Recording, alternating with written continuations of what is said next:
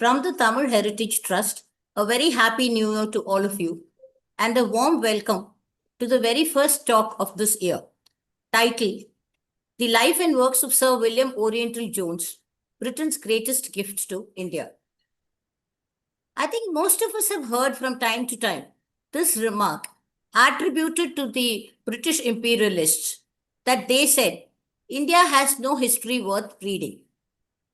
This is a sentiment that also comes up again and again whenever Macaulay's educational policy comes back into news, as it did in recent times. And then this sentiment also reinforces the impression in our minds that most imperialists came to India with this mindset of cultural superiority, wanting to replace Indian traditions and knowledge with their own European ones. Perhaps this is a little understandable, but it also tends to flatten out history. We must remember that some of the people, at least, who came to India right in the beginning, like Sir Alexander Cunningham, James Prinsep, Francis Ellis, etc., did not regard India as a civilizing project, but more as a civilization worth studying. In fact, they all went to study, measure, decipher, record, and learn about India with a deep admiration for its cultural antiquity and intellectual depth. Sir William Jones, the hero of our talk today, belongs to this genre. He was one of them. He came to India as a judge in the Supreme Court of Calcutta and went on to become a devout student of Indian languages and texts. In fact, he studied Sanskrit in depth and went on to discover the connections that this language had with other languages like Greek and Latin. This led him to establish Indian civilization right in the midst of the global intellectual history of that time. It is for this reason alone that it wouldn't be an exaggeration to say that Sir Jones is Britain's greatest gift to India, not one of power, but of recognition. It was a few years later that the backlash started on Indian knowledge systems and traditions. It was propelled by people like Macaulay, John Stuart Mill, and others, and implemented by governors like Dalhousie, Benedict, etc. It is rather sad that even today, our textbooks are populated more by knowledge about these imperialists, and all our platforms and discourses are filled with talks about them. People like Sir Jones are rather forgotten or remembered in a very small circle only. To remember and honor Sir William Jones and to know more about his life, work, and legacy, we have with us today Rangarathnam Gopu, a historian, heritage enthusiast, proliferous writer and speaker, and one of us from the Tamil Heritage Trust. A very warm welcome to you, Gopu. Before we move on to the main talk, I'd like to give you a brief introduction about Tamil Heritage Trust, which is our organization. Tamil Paramparya Arakattalai is an organization that was started by a group of like-minded volunteers almost 15 years back with the explicit objective of understanding, appreciating, disseminating, and celebrating information related to India's rich history and heritage, not just for the benefit of those who are scholarly and academically inclined, but the average enthusiastic public as well. Towards this end, THT conducts programs throughout the year. Chief amongst these are our talks and seminars. Our flagship event is, of course, this monthly talk series, which is conducted on the first Saturday of every month. We are extremely proud to say that we have conducted this event uninterrupted for almost 15 years now, merely changing the platform from in-person to online through and post-corona. Indology Festival is another event of ours, which is annual, online, and conducted in the month of June. Pechakacheri is another important event of ours, which is conducted in the month of December every year to coincide and collaborate with the Margari Isai Kacheris of Chennai. Pecha Kacheri 2025 concluded barely 2 weeks back and was called Deva Tamil, the story of Nayarmars and Alvars. The links to all the talks are available in our YouTube channel, and anybody who wishes to do so can connect there and see them. Apart from our talks and seminars, we also conduct some one-day workshops called House Art or How to See a Temple, House Ham, How to See a Museum. These are conducted in 2 sessions. The forenoon session has a series of lectures, and the afternoon session has a practical site visit. Then on and off, we have classroom sessions on a series of topics like Pallava Grantham script, ancient Indian astronomy, ancient Indian mathematics, etc., where anybody can register and participate. Alamar Avai is another initiative of ours meant for the school teachers of Tamil Nadu, where history and heritage are discussed as subjects so that they can take them back to their students, spreading awareness. Docent training is another initiative of ours, and it's just today that the batch 3 of this training graduated and received their certificates. This is a training that is given to prepare docents so that they can present historical sites and heritage monuments in a professional manner to an enthusiastic audience. Site seminar is another initiative, which is a largely in-house affair meant for our own education and enhancement. Our site seminar this year has been planned towards the end of this month, and we'll be visiting areas in and around Vijayawada and Visakhapatnam. And the in-house seminars have been going on for a few weeks now. From the Tamil Heritage Trust, we have also instituted 2 awards for individual contribution. The first award is named after our co-founder and is called THT Professor S. Swaminathan Heritage Award and is given for individual contributions in the field of Indian history and heritage. The recipient of this award in 2025 was independent historian Ms. Falak Chaudhary from Mumbai. The other award that we give is called V. Venkaya Epigraphy Award. Named after V. Venkaya, who was the first official Indian epigraphist, this award has been instituted by his great-granddaughter, Sunita Madhavan. It is given for individual contributions in the field of Indian epigraphy, and THT has been entrusted with the responsibility of administering this award. The 2025 recipient was senior epigraphist Srinivas V. Padigar from Karnataka. We have a YouTube channel. All links to all our talks are available there, right down to today's talk.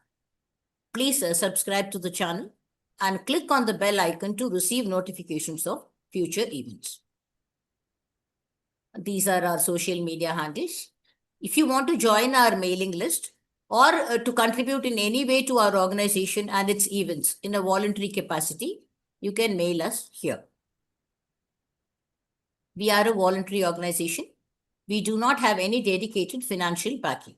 So any kind of contributions are welcome. You can use this ID or QR code to contribute generously, and it will be greatly appreciated. That in a nutshell is about THT, and then we'll move on to today's talk. As I already told you, we'll be talking about Sir William Jones today. For a little bit of background, the East India Company, which came to trade in India, transformed into a military organization after the Battle of Adayar in Madras in 1746. After Robert Clive won the Battle of Plassey in 1757, it became an administrative body and ran governments in Bengal and Madras, where it also set up courts. It was thus that William Jones came to India, appointed as a judge in the Calcutta Supreme Court. It is India's good fortune that Jones was also a poet, an ardent philologist, and a man of infinite curiosity about culture, language, history, art, literature, science, and law, which he quickly set about studying and documenting in India. Apart from establishing the Asiatic Society in Calcutta and discovering the Mauryan city of Pataliputra, Jones's greatest contribution is that he identified the Indo-European family of languages that launched the study of comparative languages across the world.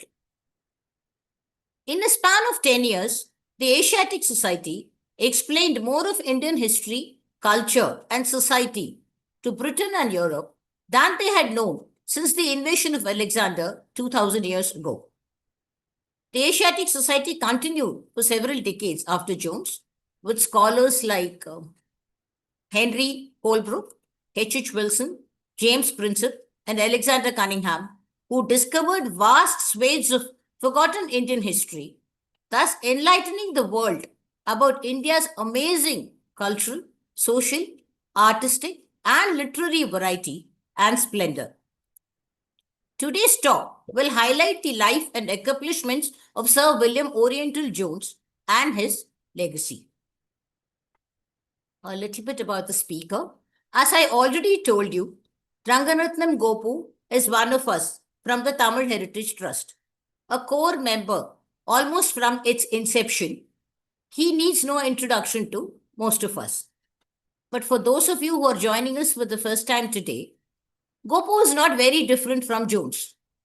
Propelled by his interest in history, heritage, science and technology, epigraphy, etc., Gopu bid adieu to his software career in the US and returned to India. A prolific speaker on these subjects and a regular writer in national magazines like The Week, The New Indian Express, Swarajya, etc., Gopu is like a well known presence in these circles.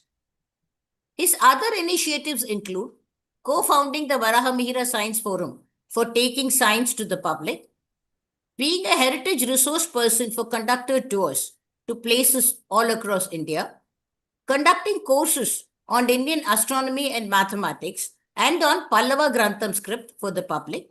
He also teaches 2 courses in the Savita Engineering College on inventions and discoveries and ancient Indian astronomy.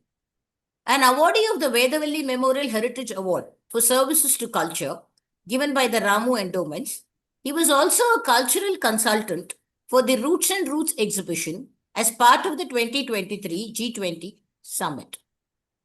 Without taking up any further time, I now invite Gopu to take over the stage or screen and give his presentation. Thank you, Gauri, for that very generous introduction.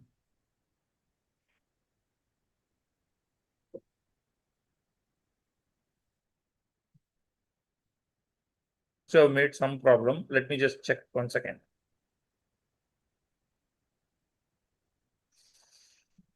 Gosh. Give me a minute. Yeah.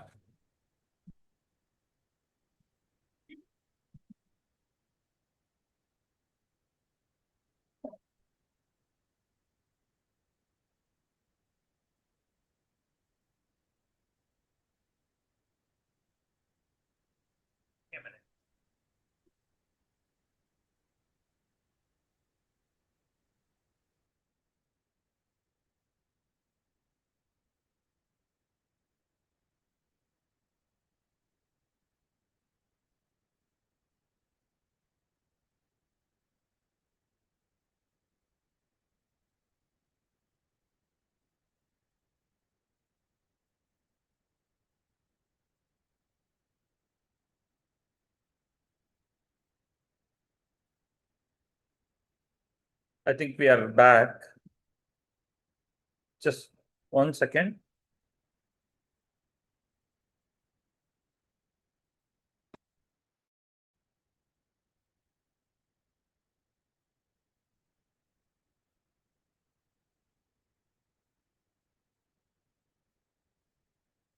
Gopu, you can continue.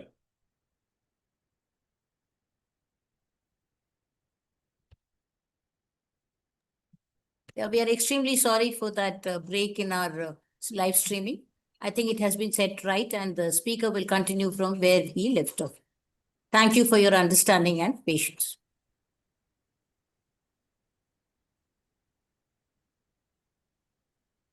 Is the screen visible? Yeah. Yeah. You can continue. Okay, I got share of this thing off. Okay, I'm seeing them. Okay. Okay. So Hyun Sang Al-Biruni and Ibn Battuta.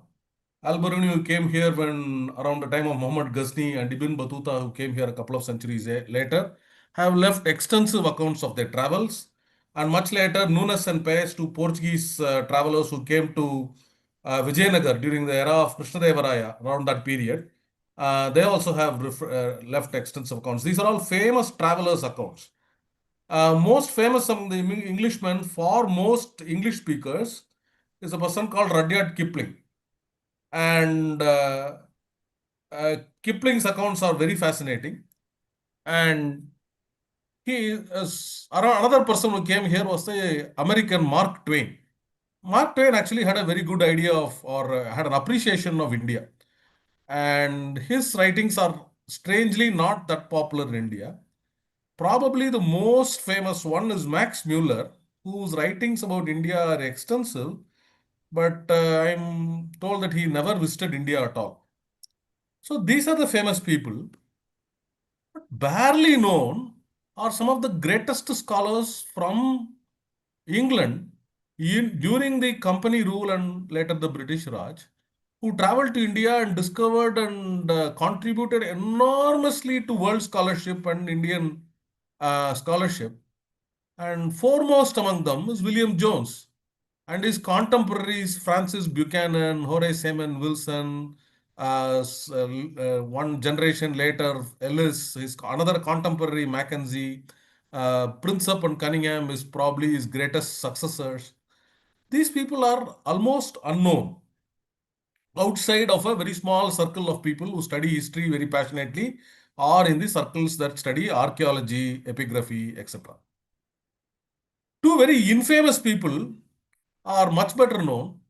Thomas Babington Macaulay, of course, who's how shall I put it, the bête noire of most Indians, and his inspiration, John Stuart Mill, who wrote a very extensive history of India, a very derogatory history, having never visited India at all. Macaulay at least had the benefit of visiting India and traveled everywhere apparently in a covered palanquin, not wanting to see all the ugliness outside.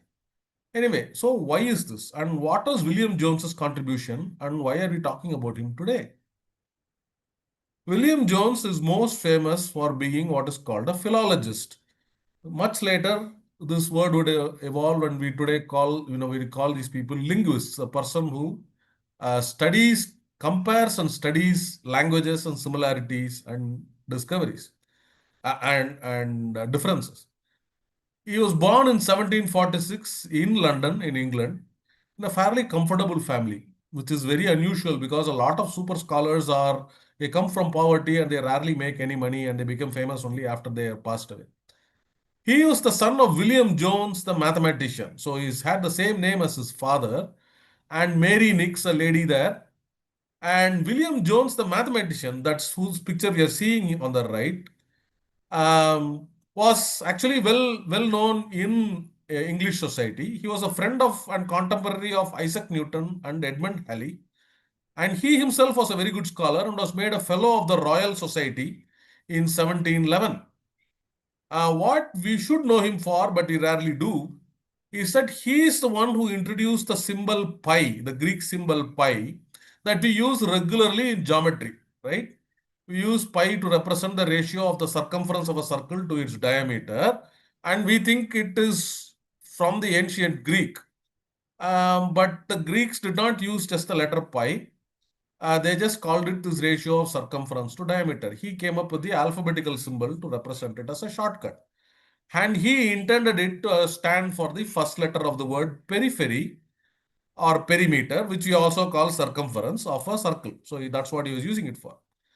And he has written, he did research in calculus, in differential and integral calculus, and wrote a couple of books. And he worked for a person called Lord Macclesfield, and who was a very benevolent patron and an admirer of Jones. And Jones had collected an extensive library. The father had collected an extensive library, which he left to his patron, Lord Macclesfield. Unfortunately, he died when his son, who would go on to become a very accomplished and very world famous figure, was barely 3 years old. And so it was that our William Jones, the philologist, not the mathematician, was barely 3 years old when he lost his father. And his mother, Mary, was the one who educated her son and very ably supported, very kindly and ably supported by his father's patron, Lord Macclesfield. Now, William Jones turned out to be a child prodigy. His mother taught him English and Latin at a very young age, and he was reading Shakespeare by himself at the age of 4. And at the age of 7, he was admitted into the elite school Harrow, which is not something that the average person could afford. Even today, it's one of the most prestigious schools, and he was admitted into that school where he learned Latin and Greek because that was part of their formal education in all of Europe until around the beginning of the 20th century. And there are two famous scholars of Latin, Ovid and Virgil. And at the age of 12, Jones had such a natural aptitude for these languages that he translated Ovid and Virgil from Latin to English. And his school teacher said that he was already better than him at Greek. It turns out that the headmaster at Harrow was a person called William Thackeray, who was the great grandfather of that famous author called William Makepeace Thackeray, who lived about 100 years later. And having excelled in school, uh, William Jones was able to join University College in Oxford, and in 1768 he even graduated. He had such a natural gift for the languages that by the age of 20 he was proficient in French, Italian, Spanish, Portuguese, Greek, and Latin. This is in extraordinary defiance of the typical stereotype of the Englishman who rarely learnt any language other than his own. And in the first year of his college, not being satisfied with knowing this many languages, he started studying Arabic, employing a Syrian named Mirza. And the second year or so, third year, he started studying Persian. So, not only passionately good at languages, also eager to learn more and more languages. His reputation became so much that not the King of England, but the King of France exclaimed, "He understands the language of my people, that is French, better than I do myself." And the Danish king Christian VII in 1770 asked William Jones to translate the biography of Nadir Shah, who was a Persian king. Nadir Shah was one of the great Persian kings, a great conqueror, famously and or infamously having invaded India in 1738 and having taken away the peacock throne of the Mughals and the Kohinoor diamond. So the king of Denmark asked this Englishman called William Jones to translate the Persian book Tarikh-i-Nadiri into French, not even Danish or English, into French.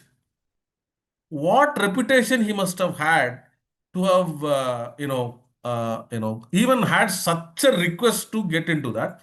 And then the Danish Academy of Arts and Sciences made him a fellow of the Danish Academy. And Nadir Shah was just about, he had, this invasion was famous invasion of India. He had actually overthrown the earlier Persian dynasty, and had become a very powerful king. At that time, there were two powerful Islamic kingdoms, basically the Mughal Empire, which was actually on the decline after Aurangzeb's death in 1707, and the Ottoman Empire based in what is today Turkey. And Ottoman Empire was really a large empire. And Nadir Shah had become a very powerful king of Persia. And with his army, he invaded Delhi. And, there is this famous story. He invaded Delhi, defeated the Mughals, and the Mughals made peace with him. And then at a dinner, the Mughal king supposed to have had this famous Kohinoor diamond, the largest diamond ever found. And Nadir Shah could not find that diamond. Apparently, one of the women he captured, told him that the Mughal king was hiding the diamond in his own turban. And so, famously, Nadir Shah requested the king to show friendship by exchanging turbans. And that night, he opened the turban and found out the Mughal king had indeed hid the Kohinoor. The Kohinoor that be after Nadir Shah was killed, it would go to a king called Durrani, and from Durrani it was captured by Ranjit Singh, the famous king of the Sikhs. And then from Ranjit Singh, it would go to his descendant, another Ranjit Singh much later. And then the English would capture it and it would finally go to London and become the crown jewel for one of the crown jewels of Queen Victoria. So the Kohinoor is associated with Nadir Shah. And Jones wrote about this, translated this book of Nadir Shah, his biography of Nadir Shah, who was considered the last great conqueror of West Asia. You must realize that European history had not had a great conqueror for a long time. The Spanish Armada was probably the largest one, which had been defeated in 1588 by the British. Not that the British became a great empire after that, but that was the last great kingdom. And you have to go all the way back to perhaps Charlemagne in the 9th century to see a great conqueror, great ruler ruling a large part of Europe. So to them, the Ottoman Empire, the Mughal Empire, and Nadir Shah's Persian Empire were very, some things to be admired or at least studied. And shortly after this, something dramatic happened in India, which is that Robert Clive, who was really just come to India as a clerk and worked in Madras as a clerk, became a soldier, and in 1757 had surprisingly managed to capture Bengal, which is as amazing as Nadir Shah, defeating the Mughal king for them. And this was shortly afterwards followed by the Marathas and the Afghans fighting a war, the third battle of Panipat, which was fought in near north of Delhi. The Marathas are at that time the large kingdom ruling India. And that happened in 1761 when this is all happened to a few years before Jones had translated this book. Let's look at Jones' own career. What did he do? In 1770, he was admitted to Middle Temple. The Middle Temple is one of the schools of law. That is a college of law in England. I think Gandhi even Gandhi studied only here. He went to England to study law. I think it was the Middle Temple, and he studied law there. But he couldn't establish a proper career as a lawyer. In England, to become a lawyer, you needed all the right connections to get cases. You needed to know the right judges. You had to become a junior to a powerful lawyer, etc.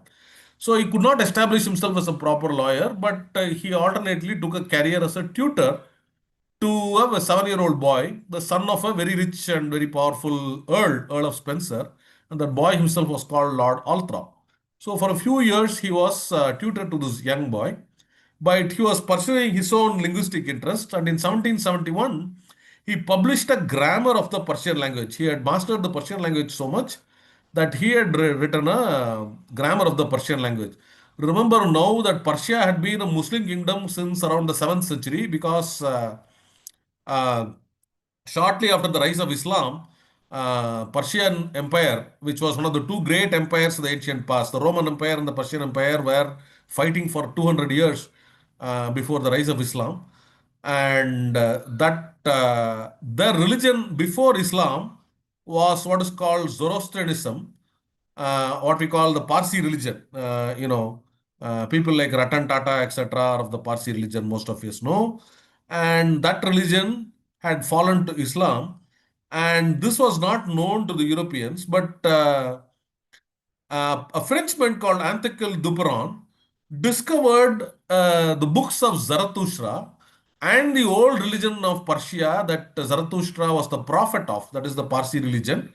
They called it Zoroastrianism in English or in European languages. And their holy book called the Zindavasta. Now, Jones has studied Persian, knew nothing about this older form of the language because his Persian was heavily influenced by Arabic and Islam. And so this was unknown to him. So he denounced it as a fraud and immediately became very popular because anything the French succeeded, the British got jealous of. Anything the British succeeded, the French got jealous of. They had a long rivalry going for the previous 600 years or so, even though they were ruling each other during most of that period. It turns out that Duperon was not a fraud. It turns out that Zen Tavara Davesta was really correct and all that. But Jones became well reputed, and thanks to his many accomplishments, in 1772 he became a member of the Royal Society, and he became a fellow of the Royal Society, which is a very prestigious thing. Not everybody could become that. And he even had a brief career as a circuit judge in Wales. Jones was a Welshman. Wales is one of the four parts of the British Isles, England, Scotland, and Wales, and they had a old language called Celtic, and they still speak this old Welsh language in most parts of Wales. But England's conquest of the bulk of the island means that most people are speaking English.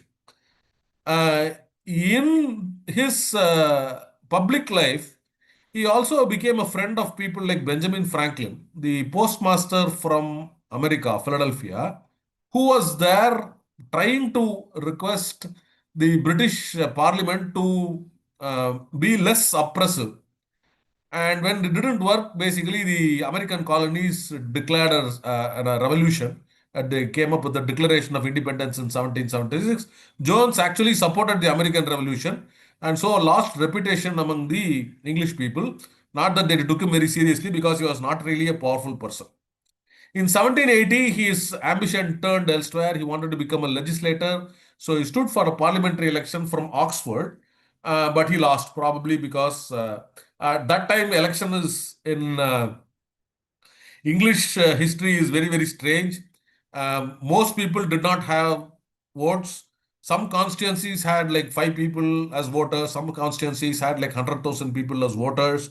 There were things called pocket boroughs and stolen boroughs. Only rich landed men with who are paying taxes could vote. Most people could not vote. Anyway, he could not win the election. So we have to come now to India at that contemporary time. We think of British rule in India, we have to think of it as three eras, the British era in India. The first era from 1600 to 1757, they were only a company of traders. We exaggerate how much they came for things like pepper and mustard and turmeric and the spices, but the spices are actually only a very small portion of the trade, though it was very, very profitable.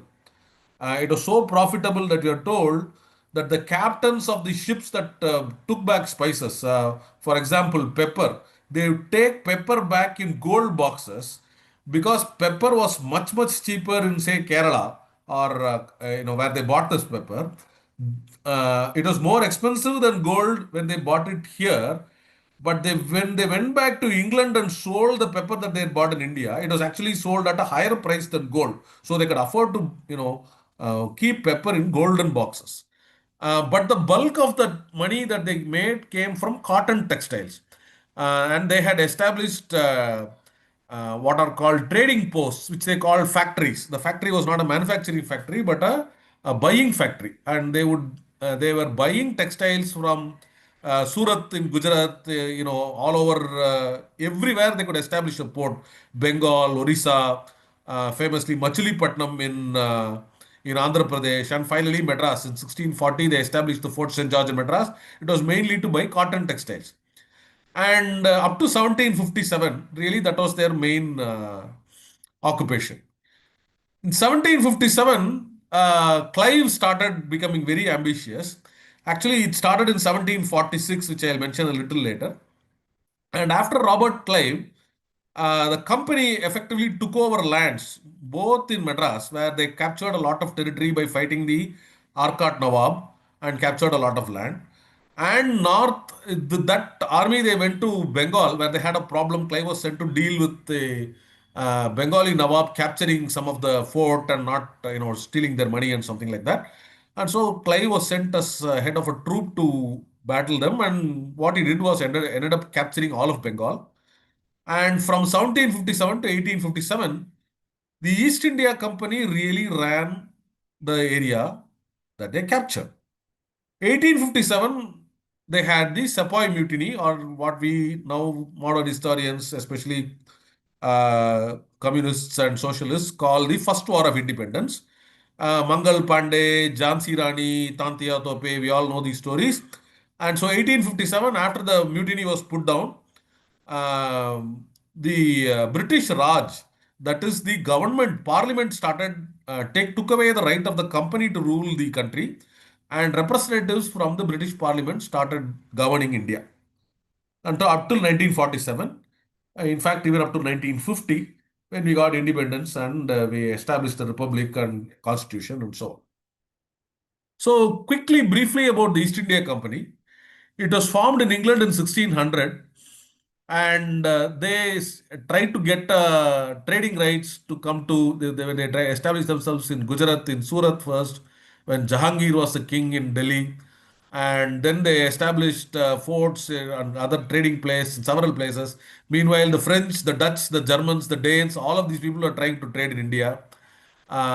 They established Fort St. George in Madras, mainly as a fort to buy clothes. They established Fort St. David in Kadalur.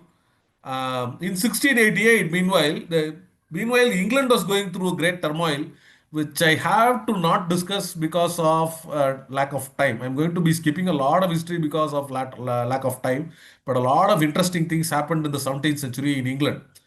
Um, one of which was what is called the Glorious Revolution, where the English king himself lost his power, was replaced by a Dutch king, and that dynasty really continued, but they still kept calling them English.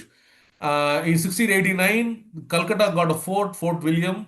This would later be demolished and a new later fort built, but let's not concern about it. 1746, the French who had come to under trading from Pondicherry got very ambitious under Dupleix, and they were able to capture Fort St. George. The French and English were actually fighting all over the world. Completely unrelated to them, there was something called the Austrian War of Succession. And the French and British were fighting wars in India, in Mauritius, in America, in Canada. Wherever they were, rivals, they were fighting. They were fighting everywhere except France and England itself. And the troops from Pondicherry managed to capture Fort St. George.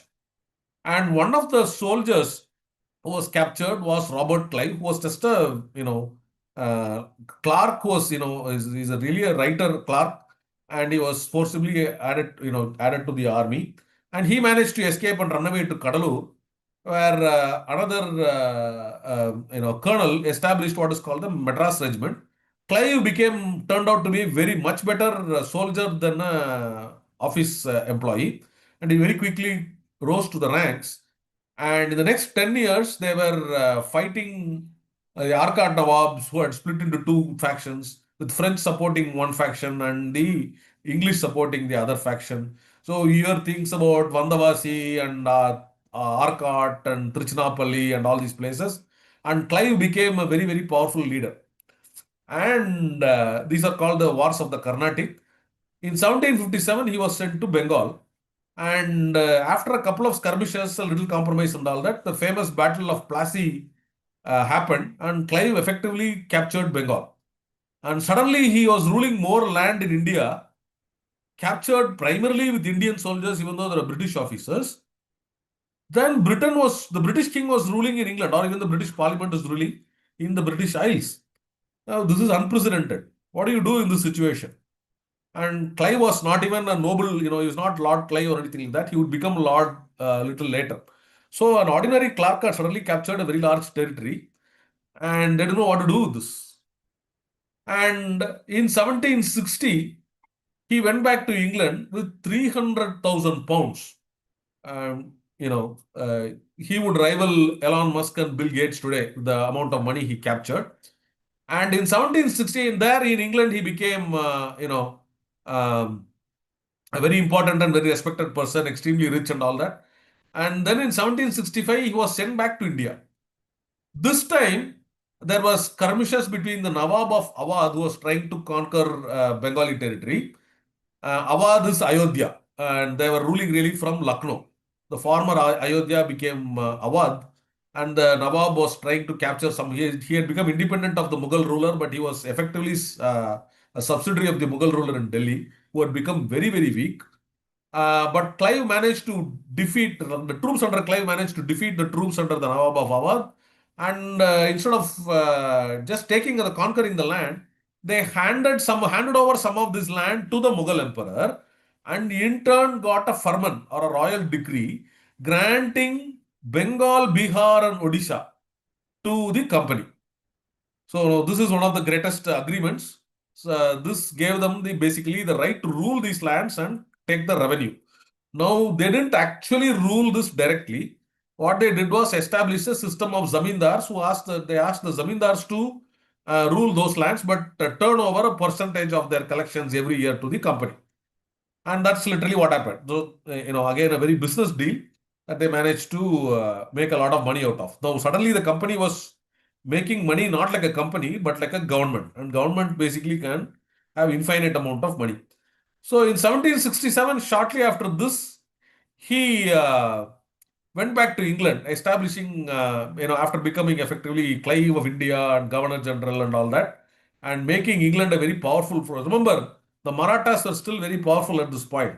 It is only the Gangetic Plain where the English company was strong.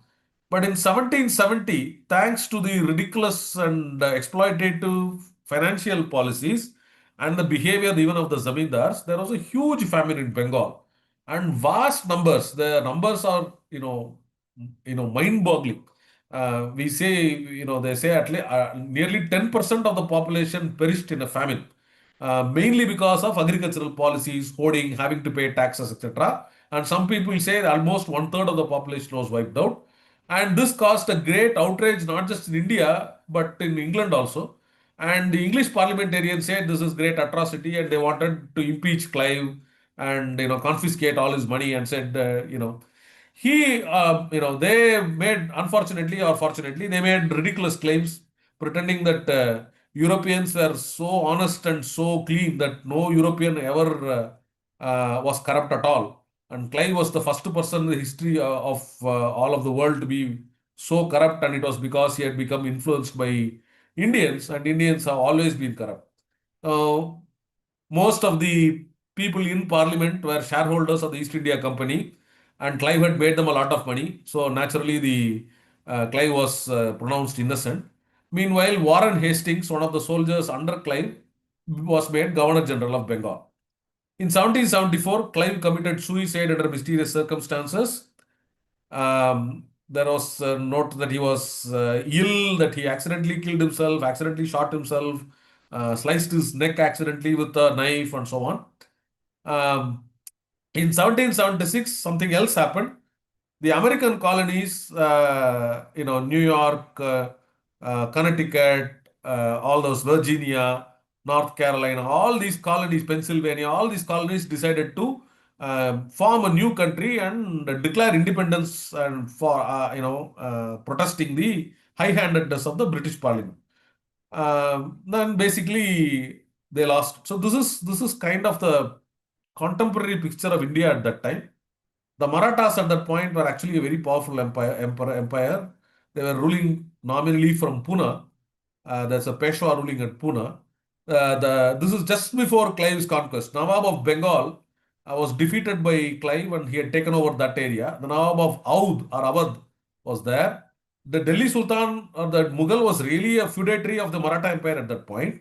There was also a Sikh Empire, and the Durrani Empire is the Afghan Empire there. And this part, what we are seeing of Tamil Nadu and Andhra, parts of it was Nizam's dominions closer away from the coast, and the other parts where the English had started conquering lands from the Nawabs of the Carnatic.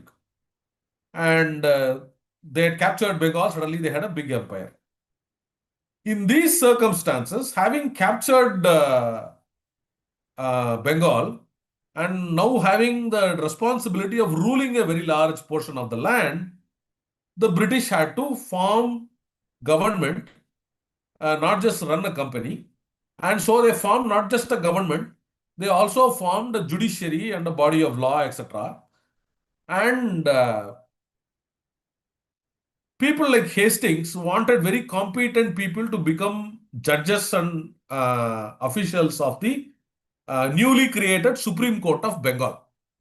And so one of the people that he wanted was William Jones, whose reputation he had heard of. Now, William Jones got a recommendation letter not just from Hastings, he got a recommendation letter from King George himself.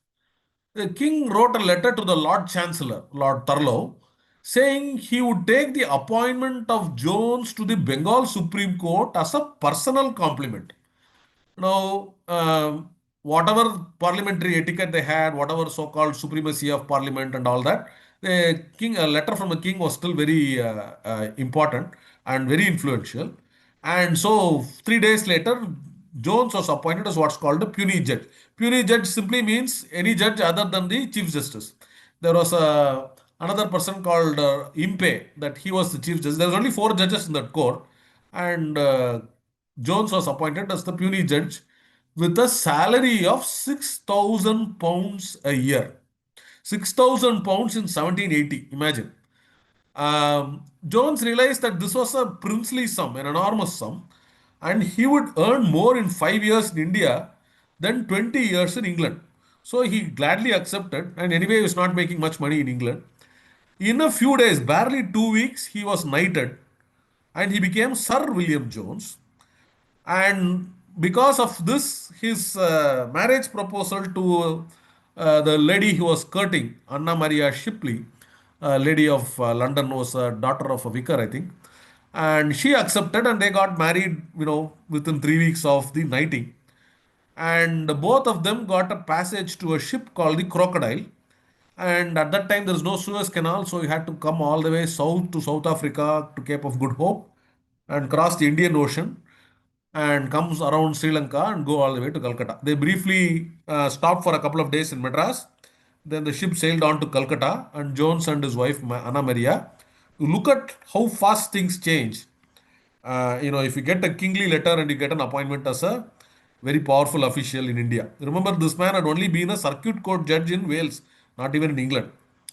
And while his ship was in the Indian Ocean, in this part, so sailing from Africa towards India, uh, Jones had an epiphany, and he noticed that he felt this Egypt and Ethiopia, two of the very ancient lands, were to the west. The Arab lands and Persia or Iran were to the north, and India. There's no Pakistan then, of course. India was to the east, and he was in this large ocean. And he said, he wrote this, "It gave me inexpressible pleasure to find myself in the middle of so noble an amphitheater, almost encircled by the vast regions of Asia, which have ever been esteemed the nurse of the sciences, the inventress of delightful and useful arts, the scene of glorious actions, fertile in production of human genius, abounding in natural wonders, and infinitely diverse in forms of religion and government." So this was his, hagiographic description of Asia. And what is his lament? His lament was how little we know about these lands. And his aim was not just to come to India as a judge of the Supreme Court of Bengal, but he also had this ambition to learn about India and convey that information. And so Jones made a list of things that he would study once he reached Calcutta. He would study the laws of the Hindus and the Mohammedans, which is what they call the Muslims, which was obviously necessary for him to stay as a judge of the Bengal Supreme Court. Naturally, because Muslims and Hindus formed a huge percentage of the population. The British were less than 1%. They were less than 1/10 of 1%, I think, in England. History of the ancient world, proofs and illustrations of scripture, and by scripture he meant the Bible and the Old Testament. So he was trying to find what were the evidences of Christian faith in India, traditions concerning the deluge. The deluge is the great flooding that is mentioned in the Bible, with this famous story of Noah's Ark. And Noah is supposed to have been this famous person who God commanded him to make a huge boat and take all the animals in pairs of twos and then repopulate the earth. And Noah had 3 sons, Ham, Shem, and Japheth. And the Christians believed that the sons of Ham were basically all the Europeans. The sons of Shem were the Arabs and the Jews. So they are called the Shemitic people. The Europeans called the Hamitic people. And the sons of Japheth were the Africans, the what we call the Negro race or the black race. And so there are these three people. And so effectively they sort of wanted to categorize the people of Asia also as the sons of Ham, Hamitic people. So he thought surely there must be remnants of, and so they thought Indians and Persians and others must be somehow related to the ancient Christian division of the world, and perhaps that their languages also had some commonality. And so he wanted to study, besides that, point number five, modern politics and geography of Hindustan, the best mode of governing Bengal, arithmetic, geometry, and the mixed sciences of the Asiatics. By Asiatics, he meant not just the Indians, but other people like the Chinese and the Japanese also. And the medicine, chemistry, surgery, and anatomy of the Indians. So they knew that a lot of these sciences had traveled from India to the Arab lands and then on to Europe also. So he wanted to study this. Now, this is a completely insane list. Any one of this would not just take one person his entire lifetime. You can't do it by yourself. You need an entire institution to do this. It probably take 100 years to study any one of these fields. And here was Jones drawing up a list of 8 fields. No, not 8. It was more insane than you think, because that's only the first half of the list. The second half of the list was this natural products of India. So he wanted to study all the timber and the chemicals and all the other things, medicines, all of these things, construction products, every of the plants, the spices, everything. Poetry, rhetoric, and morality of Asia. Music of China is Persia. That is the root word for Iran. The Iranians themselves consider themselves Aryans. Persia is a small region, that name is stuck to them. But the Iranians always call, that's why the word Iran means land of the Aryans. They called it Aryana and Europe. This was the map until the voyages of Columbus and Magellan. Though because of the Mongols and the Mongol invasion and the conquest up to the lands of Central Europe, they knew that there was a big empire called the Mongols, and they knew, following the Mongols, that the Mongols had captured China, and that Marco Polo had come back with some information. Again, a lot of mixture of fantasy and reality. So their idea of the world, this was how the Europe saw the world for nearly 15 centuries. So by 1375, this was kind of the map of the world. By 1489, uh, uh, after Columbus, but before Vasco da Gama, this was kind of their idea of the world, slightly improved. By 1529, after Magellan, their map and understanding of the world had improved. There's a very nice website that talks about these maps. I got some very good maps from various websites. Now, Warren Hastings was governor, had a problem on his hands, because along with the British company and civil servants came a lot of preachers and evangelists. The Portuguese, it was not separate at all. They were just with the Portuguese came here, the evangelists there came with, as is famously told, with a cross in one hand and a sword in the other. They are very convinced that everybody who was not a Christian must be put to the sword, killed or converted to Christianity. The British East India Company, on the other hand, did not come with the idea of evangelizing people. One, they really were a company, not a army. So they were in no position to, do such a thing, try to convert Indians to Christianity, especially not the Muslims also, who were very powerful at that time. Um, but because they were the Christians of Europe knew almost nothing about Indians, they considered them as idolaters and idol worshippers and pagans. And this in Christian theology is just you are an inferior person. You should be either killed or converted to Christianity for your soul to be accepted, for you to be even considered human. Which is why when Columbus went to America, he had no guilt at all about killing all of those Red Indians, because they are not Christians. Why do we care? Warren Hastings, on the other hand, had stayed in India, and he was writing against the false beliefs and the superstitions of the English people about some Indians. He said, great pains have been taken to inculcate into the public mind, and by public mind, he meant public mind in England, the opinion, or Britain, the opinion that native Indians are in the state of complete moral turpitude. That means they had no morals, they were thieves, they are liars, they are crooks, they had nothing at all. And live in constant and unrestrained commission of every vice and crime that can disgrace human nature. I affirm by the oath that I have taken that this description of them is untrue and unwarranted. So he had great admiration for the people of India, though not, uh, even though they had conquered them, he thought they had very good arts, where they were fairly honest in most things. They were capable of a lot of things. They were not the barbarians that the Europeans imagined them to be. But he was suspicious about certain scholars. He said Maulvis, that is Muslim priests, and Pandits, who are the Hindu priests, the Brahmins basically, learned scholars of the Muslims and the Hindus, constantly, he said, misled English judges for bribes. So the English had established a court where the Hindus and Muslims were bringing their cases. The judges had to rely on Maulvis or Pandits to translate what the people were saying.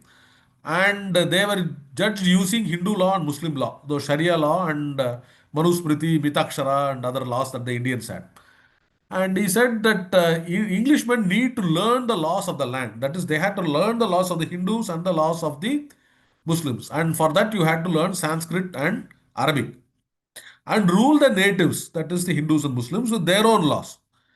Now, the East India Company directors who are doing, in London, at least officially objected, saying, no, no, we must rule them only with Christian law. We have conquered these people.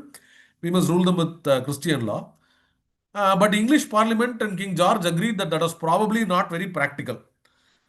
And so that is one of the reasons why they sent William Jones to Calcutta. Jones, being a master of several languages, it was hoped that he would, lead a movement to translate some of these books into things that the English judges and scholars would understand, and it would help the British rule India better. When Jones came here, he was received with great honors. Gun salute. I don't know if it was 17 gun salute, but definitely guns were fired in salutation. He was Toranas were erected. Arches, and the governor himself came and all that stuff. So he was coming as a judge of the Supreme Court of Bengal. So he was received by senior officials of the company and all that. And he had great expectations as a scholar from the English residents in Calcutta. His reputation preceded him. This is not the reception that most Englishmen got when they came to India. Only governors or governor generals or the royal family themselves got this kind of reception. Jones was a rare person who was only a scholar who got a very good reception when he came to India by the British themselves. And he decided to found the Asiatic Society on the model of the Royal Society. Now, the Royal Society had been founded about 100 years back in 1660, when people like Christopher Wren and Robert Boyle, senior scholars of England, wanted to form a society to study sciences, because the Italians had gone through the Renaissance and the Enlightenment. Galileo had discovered things, Copernicus had discovered things, things like thermometers were discovered, barometric pressure, Evangelino, Torricelli were discovering things. And people, they wanted to study what are called the new sciences. And the Royal Society was formed in England to study sciences. Royal Society, few years later, the French formed a Royal Society. And afterwards, few other societies also started forming. And on the model of the Royal Society, Jones thought we should form an Asiatic Society in Calcutta and implement this 16-part plan, because no single man can do this. And he invited Warren Hastings to be president of this society. Hastings declined for a very wise reason. He knew that the directors and even the British parliamentarians were very unhappy with him. And in a couple of years, they recalled him to England to impeach him. Just like they tried to impeach Clive, they tried to impeach Hastings also. And so Hastings said, Jones, you are the most qualified person. You should become president. I will become patron. So I will sponsor some money. And Jones declared that every person who wanted to become a member of the society would be paid 2 gold mohurs every year or something like that. And a lot of scholars agreed. And this is the letter that the scholars John Hyde, William Jones, Carnac, Anderson, William Chambers, Francis Gladwin, Jonathan Duncan, Wilkins, Patterson, so on. They submitted this letter to Warren Hastings. Warren Hastings replied with this thing, no, no, you should become the president, I will become patron, and so on. And Jones, gave this logic. He said long ago Archimedes had discovered the power of the lever and had proclaimed, "Give me a place to stand, and I will move the earth using a lever." He just needed some place to place the lever, use it as a you put it on a fulcrum, and you could lift the earth. So that's how powerful the lever was. And William Jones said, "In that spirit, give us time for our investigations, and we will transfer to Europe all the sciences, arts, and literature of Asia." And obviously, being in India, they would start with India and they would continue to try to acquire books and other material from other countries like Ava. They called Burma was called Ava, and another part of Burma was called Arakan at that time. Ava and Arakan, China, Japan, Tibet, Kashmir, Persia, all of these places they thought they would discover. And so now there was this person called Charles Wilkins and another person called Nathaniel Hallhead. These two scholars were already in India before Jones. And Wilkins had learned Sanskrit and was involved in trying to translate the Mahabharata. And in 1785, he focused on Bhagavad Gita and translated the Bhagavad Gita. This is literally the year after Jones arrived, basically. And he published the Bhagavad Gita and a translation, which Warren Hastings read it. Warren Hastings himself had mastered Bengali, Persian, and parts, a smattering of Arabic, I think, and some Hindustani. And he had described the Bhagavad Gita as of being of a sublimity of conception, reasoning, and diction, almost unequaled in world literature. And Nathaniel Hallhead had studied some of the Smritis like Manusmriti, Parashara Smriti, Narada Smriti, and Atreya Smriti, and so on. Several 14 Dharma Shastras are there in India, and some of the later versions of it like Mitakshara and other books like that. And he had, based on his studies, he had created a book called the Code of the Gentoo Laws. Gentoo was a word that they used for Hindu laws. And in 1782, he published a grammar of the Bengali language. So, and he had also studied Bhagavad Purana, Shiva Purana, Mahabharata, etc. In this spirit, Jones thought Wilkins would be the person, the great scholar who would teach Sanskrit, and Wilkins would translate the Manusmriti and others into English.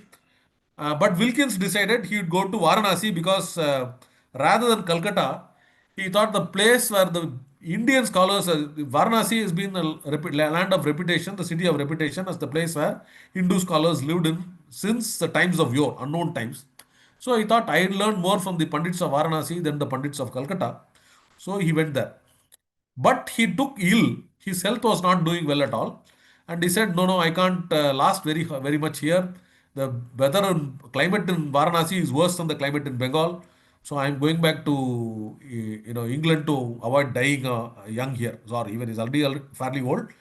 So meanwhile, so Jones said, okay, I'll have to learn Sanskrit myself. He tried to uh, uh, get some people in a place called Navadvip to teach him Sanskrit, but they refused to teach him. And they said, no, no, no, you're a foreign person, you're a blecha, we can't teach you this language, we don't know what misuse you'll put to, and so on. So Jones decided to take a boat voyage to Varanasi and come back by boat. Somewhere along the line, he managed to obtain a copy of the Manusmriti. He managed to visit Patna, Bodh Gaya, and several places on the way and saw very unusual things and even met a bunch of pilgrims from Burma. And there he had learnt of somebody called Buddha or Pooth, as the Burmese pilgrims called it. Then realized that there was an ancient religion in India which was forgotten because they had only now hearing of something called Buddhism. And so there was this person called Buddha, and they saw a few sculptures. And this Buddha sculpture were a lot of dark sculptures with curly hair. So Jones mistakenly thought that Buddha was a Ethiopian origin, African origin. And he thought that the Indian Sanskrit language and Ethiopic language probably had some things in common. And he thought there must have been a religion older than Hinduism, which was the religion of this Buddha, whom they called Shakya or Shakya Muni, and that had been eradicated and replaced by Hinduism. But Vaishya businessman, who was a doctor actually, um, called Ramlochan, agreed to teach Jones Sanskrit. So Jones started learning Sanskrit and very quickly took to the language because he was a natural scholar and also because he found very great similarities to Greek and Latin. So he was able to master it. So they were very surprised that Jones could learn. They were never encountered a person of Jones's capacity, and they didn't realize that Jones was a master of languages, and they didn't realize that Jones was very good at Latin and Greek. And Jones, while studying it, realized that there are a lot of similarities between Latin, Greek, and Sanskrit. So he learned the language much quicker than they expected. So he started work on translating the Manusmriti to English. And besides, he had learned Arabic and Persian. So he started translating some of the Sharia and the Hadith also to English. And his attempt to publish parts of the Manusmriti in English became very popular. And now suddenly, once they realized he was a very good scholar, the Brahmins also volunteered to come back and teach him some Sanskrit.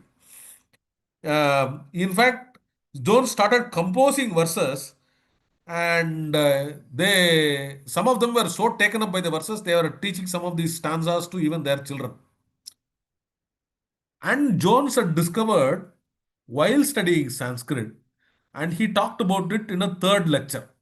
So the Asiatic Society was meeting every few months, and in the first and second lectures, he talked out, outlined the proposal of what they should try and do. The third lecture, he discovered and mentioned or talked about the Sanskrit language, and he said the Sanskrit language, whatever its antiquity, is of a perfect structure, more perfect than the Greek, more copious than Latin. That means there are more books in Sanskrit than in Latin. And the grammar is more structured and perfect than Greek. More exquisitely refined than either. This is absolutely heresy. They would have stoned him to death in anywhere in Europe for calling any language equivalent to Greek or Latin, let alone better than either of them. And then he continued, yet bearing to both a stronger affinity in roots of verbs and forms of grammar than can have possibly been produced by accident. So look at the phrases that he is using to describe this. The Sanskrit language had a perfect structure and had a affinity in roots of verbs and forms of grammar. This cannot be accidental.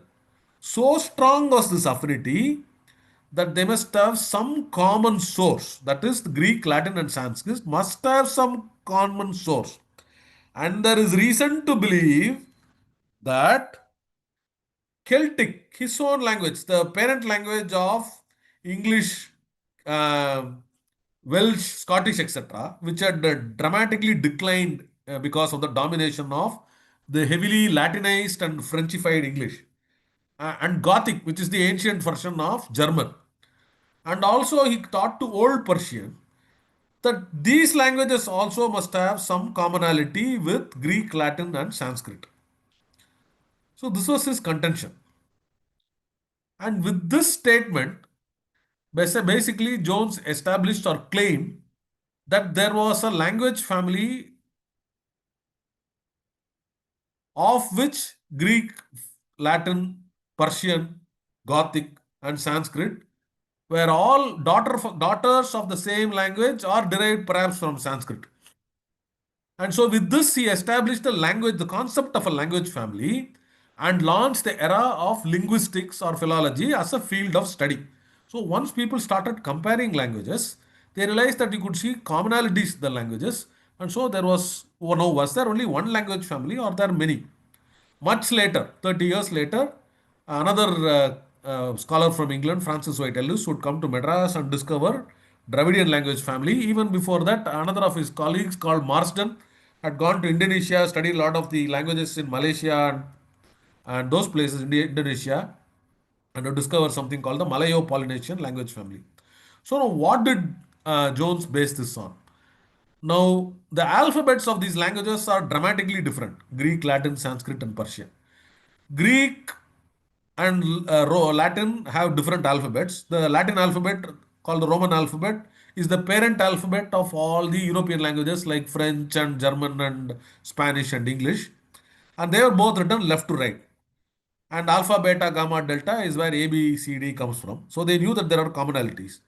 Persian, on the other hand, at this time was using the Arabic script and it was written right to left. Whereas Sanskrit was also written left to right and it uses the Devanagari script, which looked nothing at all like the Greek or Latin. So, what was the commonality between all these things?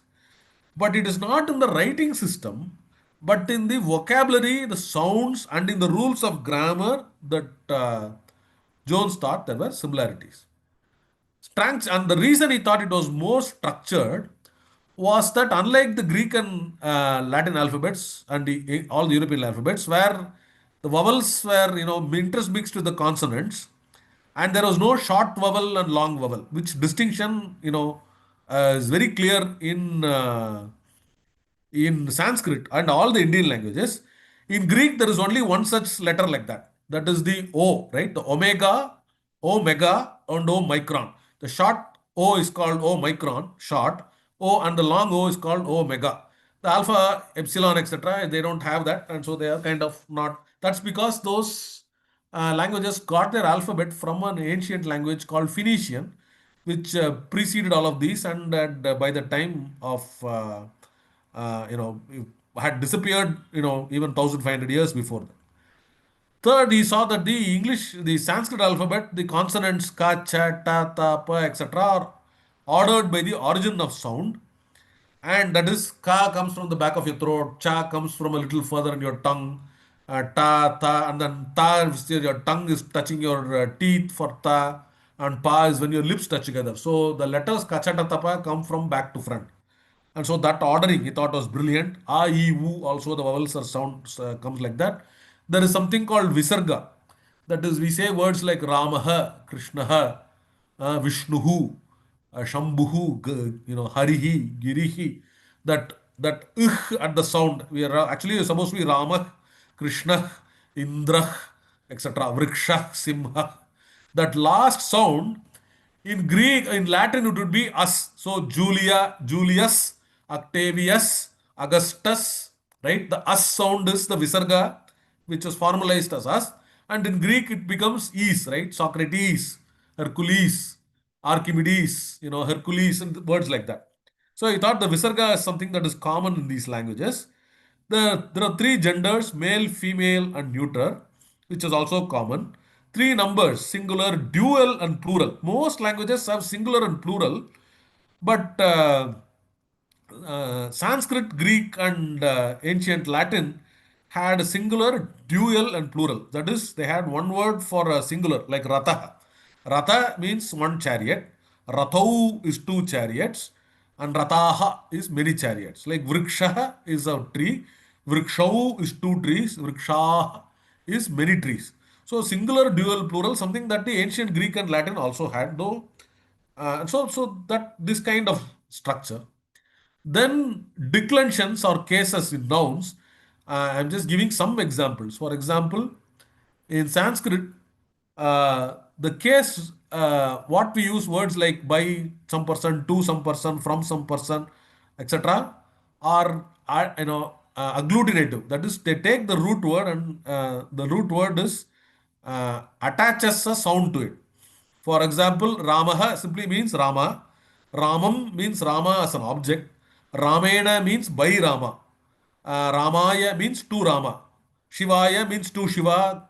Narayanaya means to Narayana. So that's why we say Om Namo Narayanaya, Om Namah Shivaya. Two salutations to Rama, salutations to Shiva, etc. Right? Ramat means from Rama.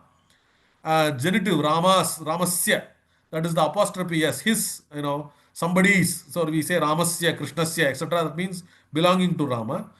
Rame, Nagare, Vrikshe. It doesn't make sense in the person's name, but Nagare means in the city, Vrikshe means in the tree, etc. So on. And this is locative. These are the seven vibhaktis that we call. In Sanskrit, they are called vibhakti. In English, they are called these words: nominative, accusative, instrumental, etc. In Tamil, we call this Vetrumai Urubu. Just as a side note, we study this Ayyalodu Innadu Kan. I won't emphasize that. I'll go through. And in Sanskrit also, the declarations also have singular, dual, and plural. So these things people memorize. Ramaha, Ramau, Ramaha, Ramam, Ramam, Raman, Ramena, Ramabhyam, Ramaihi, Ramaya, Ramabhyam, Ramabhyah, Ramat, Ramabhyam, Ramebhyah, and so on. So this kind of forms, for not only for the declensions, for also for the singular, dual, and plural, you had to learn this. And this was similar to what we had in Latin. Instead of Rama, say, take Julius.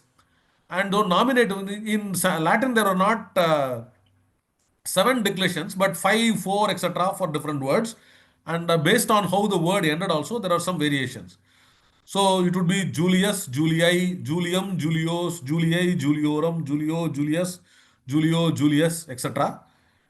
In Latin, and similarly in Greek, ancient Greek had four declensions, not always seven. So some had three, some had four, etc. So Helios means sun. So it'd be ho helioi, ton helion, tus helios, tu helio, tu helion, tu helio, etc. Okay. So the declensions, and more than even the nouns, it is the similarities, the verbs, and the very many, nearly 600 to 800 different variations that you have in the verbs, that in the forms of verb and the structures of grammar, that he found the similarities. And he didn't really create a table like this. I am putting this table for our convenience, and this is what made him declare this. And so based on this, people started making all these tables later on. And once they made the tables, root words, comparisons, etc., then you had similarities in numbers, right? Eka, dvi, tri, chatur, pancha, the sapta, pancha, shad, sapta, ashta. So these are the words that you have as penta, sexa, septa, octa, nava, etc. in Latin, and similarities. So the number names have similarities in Greek, Latin, etc. and the derivatives. So all of the commonalities led him to conclude that these words formed a common language family. From there, he went on to so that was one of his greatest discoveries was discovery of the Indo-European language family. But the Asiatic Society was doing a number of things, a dramatic number of things. The first essay they really published was by William Chambers, one of their members, who had 10 years before come to Mahabalipuram, and written an essay on his travels to Mahabalipuram, which he talked about as the seven pagodas. He had very fantastic stories. He saw writings there of the Grantham script, Pallava Grantham script, writing in Sanskrit. And he thought it looked similar to Siamese script, the Thailand script. So he thought at some point that some king from Thailand had ruled Tamil Nadu, which turned out to be false. It turned out that the Grantham script went from India to all these East Asian countries. They would find it later. So, but the Mahabalipuram essay was one of the essays. A meteorological diary at Calcutta. So they observed weather patterns in Calcutta, kept a diary, published that. Method of catching wild elephants. So they watched some elephant catchers catch an elephant in Tripura, and then wrote an essay about that. Indian calendar cycle of 60 years, Prabhava, Vibhava, the Jupiter years, Brahaspati years, we call them. Those things. An account of the Battle of Panipat, the Panipat between Durrani and the Marathas. That was written by in Persian by a Hindu called Kasiraja Pandit. These guys managed to translate it into English. The Asia Today published a translation. The study in the musical mode. Many essays on music of Hindus, starting with Hindustani music, later on other types of music also. The cure of persons bitten by snakes, Roman coins found in Nellore in Andhra, Sikhs and their college. One person had traveled to Patna and went to a place called, there is a suburb there where there is where is a Gurudwara associated Guru Gobind Singh, because he was born there. And they had a college there and they studied that. Inhabitants of the Garo Hills, that is hills in near Assam, an essay about the tribals there. On the Laksha or the Lak insect, so they were studying insects, plants, poison, cures, animals, astronomical observations from Calcutta to Madras. So recordings in Tiruvatiyur, in Visakhapatnam, Nellore, Kasim Nagar, all kinds of places from Madras all the way to Calcutta. Several places, Veperi, so many places they had recorded all the, taking telescopes, spotting the stars, spotting the angles, spotting the moon, all of these records. So variety of things that they published. Jones himself took one initiative. He proposed a standard system of letters. He called it the orthography of Asiatic words. How do you write Arab words, Persian words, Sanskrit words, Hindi, Bengali, all these languages? How do you do it? And he thought that they should be published in a particular way. And he wanted to create, instead of each person doing his own verb, writing, spelling, and all that, he thought we needed a standard system. And this was a standard system that he proposed, and with dots and dashes and double letters and triple letters, etc., where was needed. And he said the English was a really bad example for the consonants. So you should use vowels as in Latin and consonant as in English. And for English, he gave this example. If you take the sentence, a mother bird flutters over her young, if you look at the letter A, it is pronounced A, not A. The O in mother, the I in bird, the U in flutters, and the E in over and her, and the OU in young. All of these are pronounced as A. Why is the sound A spelt using A, O, I, E, and OU? This is a complete mess.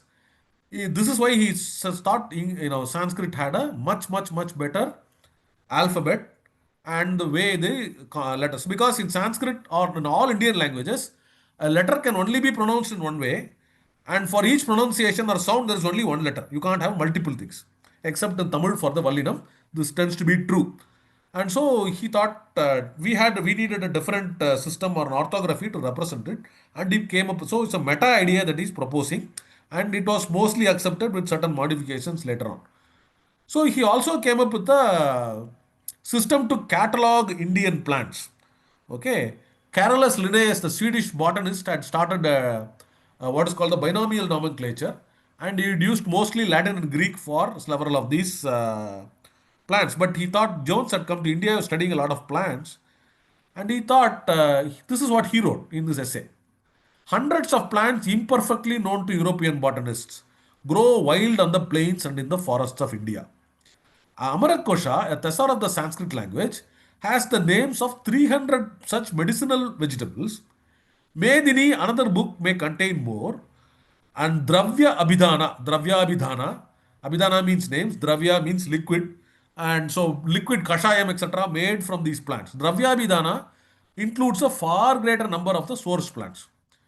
So to catalog all the Indian plants, if you tried using only Latin and Greek, you will be suffering dramatically.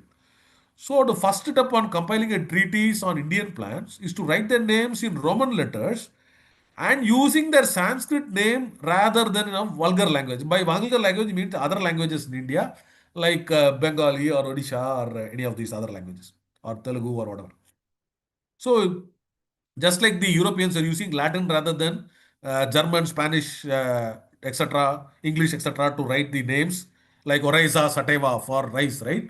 Or Homo sapiens for people or human beings. You use a Greek or a Latin names. Like that, he thought Sanskrit names should be used, and even argued with Carolus Linnaeus.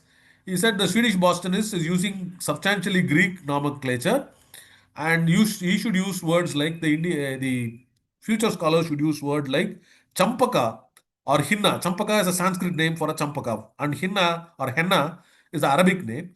And he said instead of using words like Michaelia or Lawsonia, you should use these words champaka, hinna, etc. And so he was, even though his expertise is not botany, he's actually giving advice to botanists on how to categorize names. Jones, in his first lecture, also proposed that there are three great Hindu inventions. One of these was excluding Sanskrit as a language and all its literature, he was just talking about one is the method of instructing by apologues, what we call, Panchatantra Kadai, that kind of stuff, telling using crows and animals and tortoises and hare and tortoise, crow and all these stories that we have, crow and crane, all these stories, Panchantara Kathas. This is Vishnu Sarma's fables. Uh, he called them Hitopadesha. There are other names that they had it for it. He said Vishnu Sarma's fables from what is called Hitopadesha had already been translated from the 6th century onwards by a Persian king, and they from India they had gone into 20 languages all over Asia, and he thought that even inspired Aesop's fables, even though Aesop was supposed to be much older. He thought the Vishnu Sharma's compilations himself may have been a compilation rather than the original. And then he thought, because there are Greeks who thought Aesop himself was not a Greek person but a Ethiopian who had come up and landed in Greece. So maybe the Ethiopian had learnt from Indians. The second of the great inventions he thought was the decimal scale.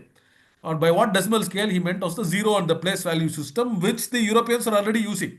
Because Leonardo Fibonacci had taken the zero and place value system and elements of algebra and trigonometry in the 12th century itself from Arabia, and the Arabs had copied it from India in the 9th century because of a caliph called Al Mansur. And one of Jones' colleagues, Henry Taylor Colebrook, translated the Bijaganita chapters of Brahmagupta and Bhaskara Sanskrit books into English. And James Jones proposed that algebra was not the original contribution of the Arabs, but it come from India. The third of the great inventions that Jones thought they came up with was chess. And Jones had written poems about chess as like a clash between Mars and Athena, the ancient Greek gods. And then he said, no, or Ares and Athena, I think. Ares is the Greek version of Mars. Mars is Jupiter, Roman, Ares is Greek, I think. And Jones believed that Indians had invented the game of chess. Besides the Manusmriti and some of the minor literature, somehow Jones managed to obtain a copy of Abhignana Shakuntalam of Kalidasa. And he was completely Hooghly, Padma, etc., and also joined by the Brahmagupta. So now, none of these names look anything remotely close to Eranabowas. So, and the cities are like Kannauj, Allahabad, Lucknow, Prayag, none of them could be, though guesses were made that Kannauj was where the Palimbotra must have been, or Prayag must have been Palimbotra. Jones was not satisfied with this. So in Chandragupta, in this Budra Rakshasa, he found that Chandragupta was a person who overthrew a kingdom and established himself at Pataliputra. So now he made that connection. Sandrocortes must be this Chandragupta and Palimbotra must be Pataliputra. So he asked the people who was Chandragupta. They knew of a Chandragupta called Vikramaditya, but that was a king of the lunar race. Whereas this play talked about Chandragupta of the solar race. So it could not have been the same person. So that was very confusing. Second, Pataliputra, they had heard of this Pataliputra, but the scholars didn't know where Pataliputra was. So he made the connection of Sandrocortes and Palimbotra, but where was this? So he could only find it if he knew where the Eranabowas was. Now, in a completely different book, Jones found a mention of a river called Hiranya Bahu. Hiranya means gold, and Bahu means arm, golden arm. So a river that looks like a golden arm that joins the Ganga. So now he got the clue, because there is a river called the Son which joins the Ganga not very far from Patna. And Son is the Hindi word for gold, derived from the Sanskrit word Swarna for gold. So, and there was an ancient dried riverbed of the probably an older zone which had probably changed course the interceding years. So Patna, he concluded, must be Pataliputra, and then but they could not find where this was, so they had to take expeditions. So identifying Chandragupta as Sandrocortes and Pataliputra as Palimputra, and Patna as this river and Eranabovas as Son was one of the other great accomplishments of William Jones. Besides at this point, some people had found a pillar in Allahabad, and other had found this lot called the Feroz Shah lot. This is a lot is just a pillar, and this lot and the pillar in Allahabad had this very strange writing on it. Now, in that same pillar, they found also writings in the Devanagari script, but not Devanagari script of the 18th century, but Devanagari script of about 1,000 years back, where the letters are not joined together but separate. So that they were able to read. The Wilkins had been able to read that. Some of the other scholars are able to read that, and they said that that they were able to translate and found a Chandragupta. And they said, oh, there is some dynasty called the Gupta dynasty, and there was a Chandragupta and a Samudragupta and so on. And they started understanding some of the answer of the Gupta dynasty. But this script, which Jones called the Pinman script, because it looked like somebody had drawn a lot of stick figures of men doing dancing, standing, exercising, etc. So they called this the Pinman script, and nobody could read this. So, but they found certain commonalities. There was a man called Winford who thought he had found a Pandit who could read it, but turned out that that person was a fraud and he was not reading it right at all. So, Jones said, this, if we find some way to read the script, it would be a great boon. But unfortunately, you could never read it. Much later, this script would be turn out to be what we call the Brahmi script, and this would be a forerunner for the Devanagari script. So the Devanagari script and the Tamil script and the Grantham script, all of them came from this Brahmi script only. But Jones would die without knowing that this, not only Jones, a lot of people would die. It would be discovered only 30 years later. So Jones' wife Anna Maria became ill in 1794, about 10 years after they had come to Calcutta. I mean, they were both frequently ill, but she came down with a severe case of dysentery. And Jones at that point thought, 10 years we have been here, we have suffered a lot of illnesses. Jones himself had regular indigestion problems and other health problems, malaria, etc., managed to survive it. He decided this is enough. After this last research I'm working on, we'll publish it and then we'll return to England.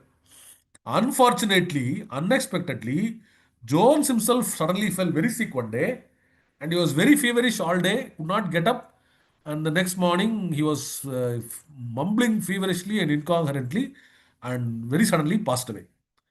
So, very sudden, very young, he was only 48 years old, uh, and he had to be buried in Calcutta. This is the tomb in Calcutta, uh, and there is a cemetery there.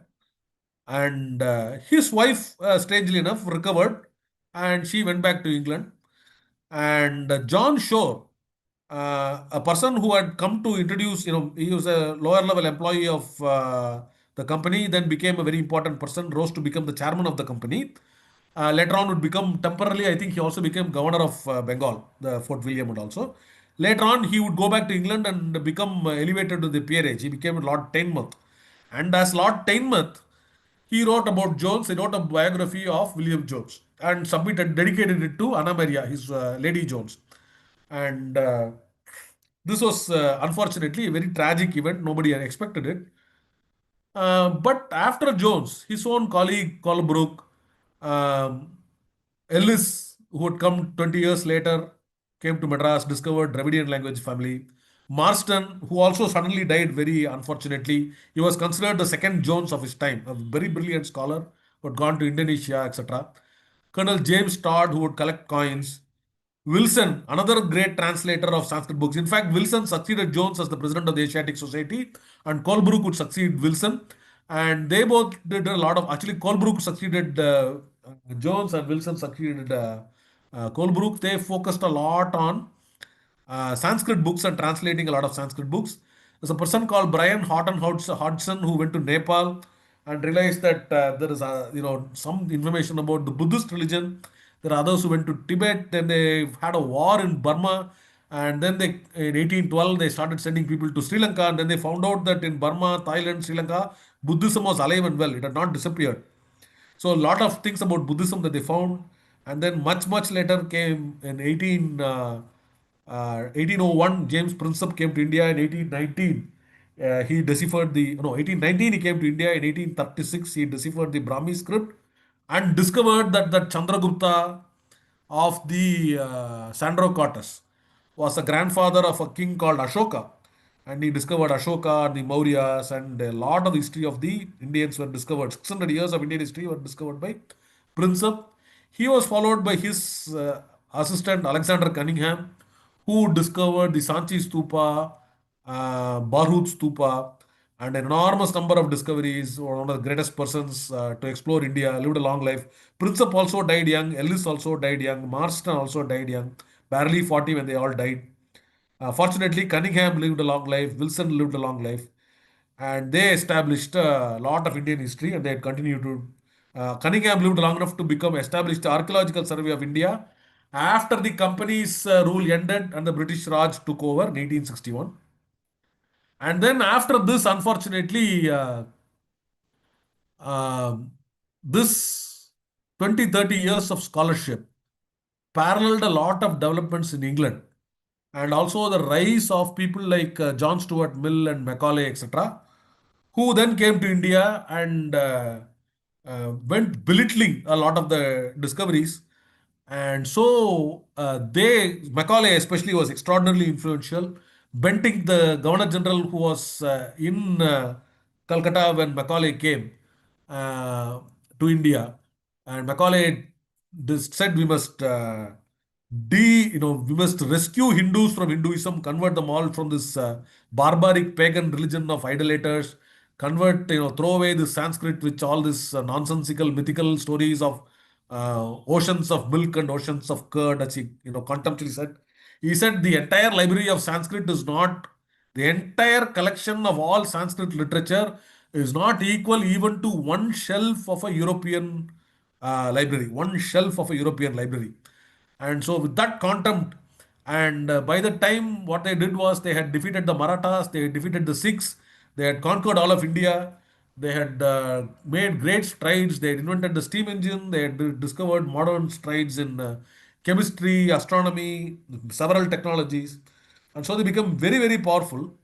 And so all these other people, uh, Jones, Prinsep, Cunningham, all of these people became forgotten except by a very small dedicated people of historians and linguists and epigraphists. So um, I try to give a picture of the background that Jones came from, the situation in India before Jones, his great discoveries, and a very, very brief snapshot of things that succeeded. I hope that was informative. I hope it incites you. It probably gives you a feeling of incomplete stuff. But within one lecture, you can only do so much. I hope I was not too long. And I've written about Jones and given talks. This is my website, my blog. THT, of course, has a lot of talks on Jones, and I have given a talk on Ellis. Others have talked wonderful stuff about several contributions like this. And so, thank you for the opportunity. Thank you, Gauri, for inviting me to give this talk, and thank you all for listening patiently. If you have any questions, happy to answer them. Thank you, Gopu. If you can stop sharing your screen, we can get into video mode. Thank you, Gopu. That was really very, very, very informative. A bit exhaustive, I would say. I think we need to read up a lot to fully comprehend all that you mentioned. Today's question answer session will be moderated by Kishore from THT. Over to you, Kishore. Thanks, Gauri. Gopu, first of all, fascinating lecture. I missed your lecture that you gave when we were preparing for the Dravida Utkala Jatra. So this is my first time that I'm attending this lecture. So thank you. There are a few audience questions, and then just what we do typically, we will have some of the YouTube questions and then throw in some of our questions as well. Ramesh Gauri Raghavan has he has 2 or 3 questions. The first question is, do we know anything about the Pandits that Jones worked with and taught him Sanskrit and Persian? I know you answered a part of this. You spoke about Pandit Ramlochan, who taught him Sanskrit, but do we know of anybody who taught him Persian? Are there other people? Scholars may know. I don't know. Jones, the Tynemouth's book on Jones is like 14 volumes. And Jones himself was, the editor for like, I can do full-time study on Jones, and that would take 20 years and it will still not be finished. So I have no idea. I just took a sample of what I read from Jones, the highlights of his major discoveries, and gave that. I have no idea of who are the pundits and all that. I think I haven't seen that. There are two books on the one book on Jones called Asiatic Society of Bengal by Om Prakash. I forget his name. Om Prakash Agarwal, I think. I'm not sure. There is a book called Asiatic Society. That may have some information on that. Yeah, actually, I also want to ask you one thing. You said about Wilkins and Hall, I think, the two other people who were already familiar with Sanskrit by the time Jones came here. No? How did they come here? Like, did they come independently or were they part of the British colonial rule or what? Like, Yeah. Most people came to India as employees of the company because you can't make you needed money to travel. Very few people were rich enough to travel for their own sake. And a lot of the people who came, if you became an employee of the company, you gave up the right to trade independently. But there are people who came to independently trade also. Okay. I don't know what Wilkins and Hallhead's background were. But they were not the only scholars. They are just the most reputed scholars because they translated Mahabharata, Bhagavad Gita, etc. So they had a reputation as a respectable scholars. Much earlier, to South India, you had Ziegenbalg and Virama Munivar, Constantine Becky had come here, Roberto di Nobili, French scholars had come here, several others had studied, written books and sent it back. Most of them came with the intention of converting, most of them were that is Christian why. missionaries. Their idea was Christian Yeah. missionaries. The company was very strange in that factor because they were all Christians. They didn't want to antagonize their money-making opportunity. Mutaya sir, S. Mutaya, the historian of Madras, is very key, very emphatic on this.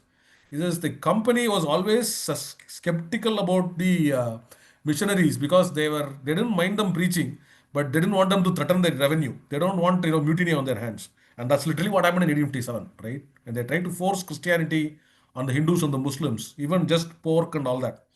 They had a huge rebellion, dramatic this thing. So I don't know what the background of Wilkins and Hallhead were, but they were not the only scholars. There are dozens of scholars even before them, even centuries before them. There are other scholars. But they all must have None stayed of here for them, several years, no, to be able to do this yeah, amount of work. Like, yeah. Troutman says one thing. Says this even before there are some conjectures, but Jones was the one who was master in so many languages that he could see the connection. There are others connect now.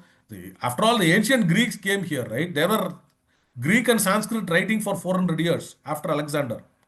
Okay, and they didn't publish any commonality of, they didn't talk about linguistic family. They were simply not interested. So Right. Jones was the one that made a big difference.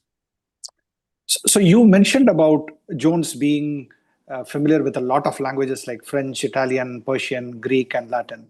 You also mentioned about he having translated the Tariq-e-Nadir. Do we know of some of the works that he had read before coming to India? For example, had he read, Homer's works, Iliad or Odyssey? Do we know if he has read any of the Yeah. biblical He works or was, Shakespeare? he, Can you share he, some? there is the mentions, 10 Modes book gives you something. There are more recent things. He was very familiar with Iliad and Odyssey. In fact, his writing on all kinds of stuff. In fact, from his notes, he was very, very familiar with Iliad and Odyssey. In fact, he made comparisons to some of the Indian literature based on that. He was very familiar with the writings of a lot of, Jones was probably one of the most widely read persons in Latin and Greek and Sanskrit. Okay, I don't know if we have a living person who has that much scholarship. He casually compares, makes things like even English. For example, he will randomly compare, this chapter in Kalidasa is like the sixth book of Milton, or this thing is from like the, book of Ovid. This book is like the, chapter from Virgil. He was making comparisons from specific chapters and things like that. Not having read any of those myself, especially in the original, what can I state? Only a scholar in those languages can, really explain that part. I don't know any Greek or Latin. I don't even know Sanskrit. So, Since you spoke a little bit about Clive, there is a question from Adityan. Says, what do you know about Clive's familiarity with Persian or Hindustani? Did he also know some of Persian or Hindi to communicate with the people that he worked with? I don't know, but I'm sure he did. I don't know for sure, but I'm sure Clive had some bit of Persian and Hindustani. Very easy to, a lot of them did.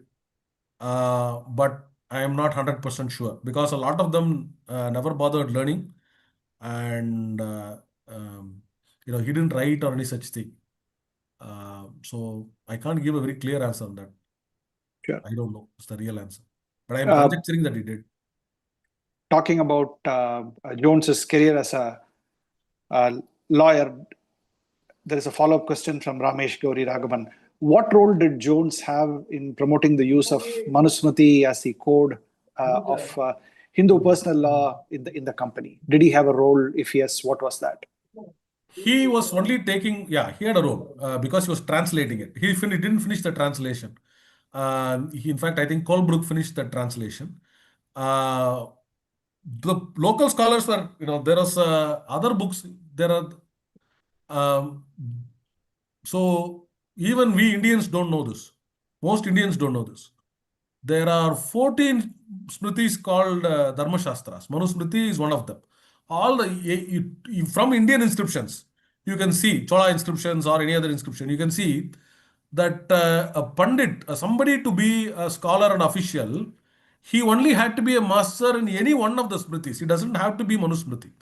But generally, you would say there are, you should be an expert in one of the Smritis, but any Smriti is okay. Okay. Now it's kind of hard to understand because we think of, you must know one law. What is this 14 systems? Now think of it as learning a song. Let's say, let's take some famous song. I'm not sure what we can say because let's say Telugu song by Tyagaraja. It may not be familiar. Let's say Endaro Mahanubavalu is a famous song by Tyagaraja composed in Carnatic music.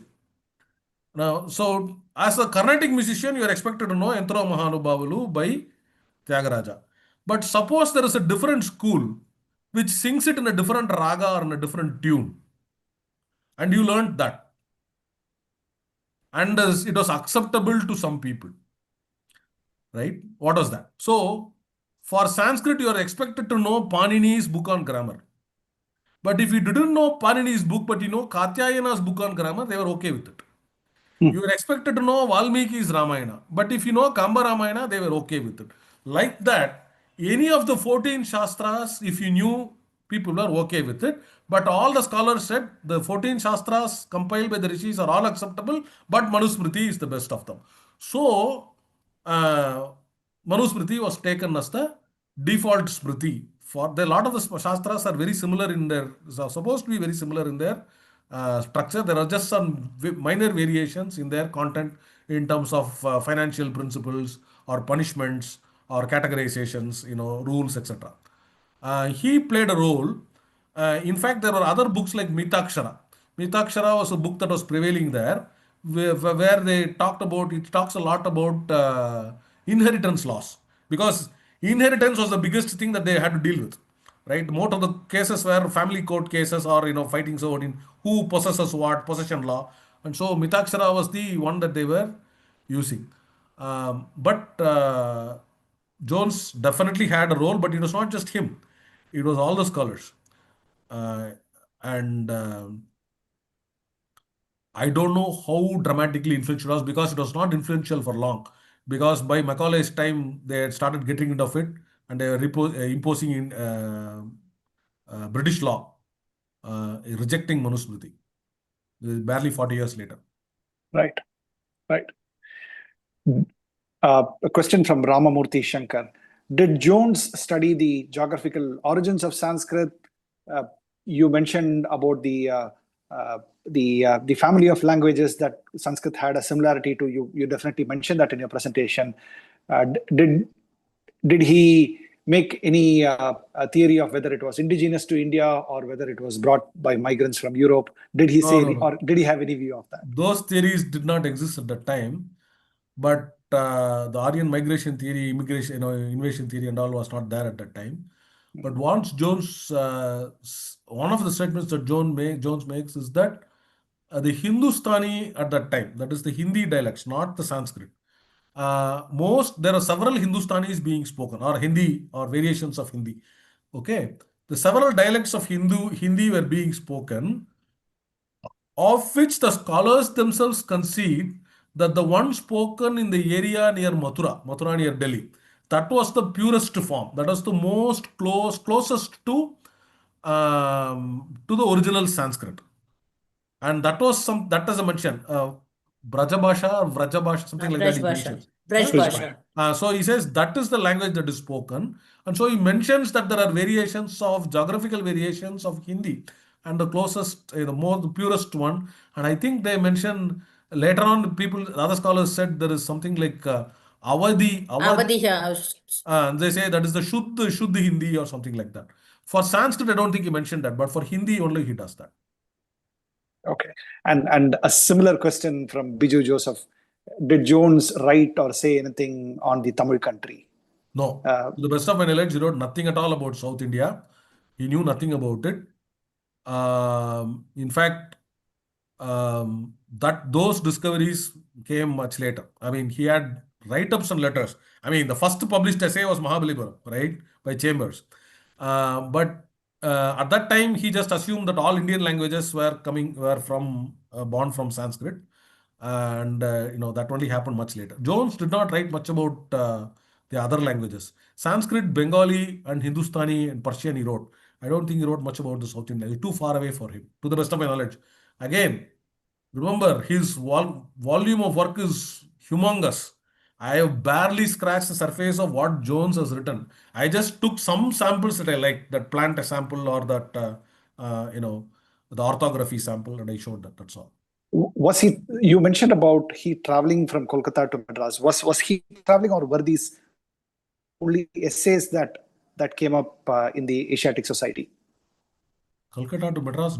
See, when Jones came from England, He went from Madras to Calcutta. Madras to Calcutta. That is when he came. But you had a slide where you listed a list of essays that came in the Asiatic Society. That essay was written by somebody else. So there was a person who did astronomical observations.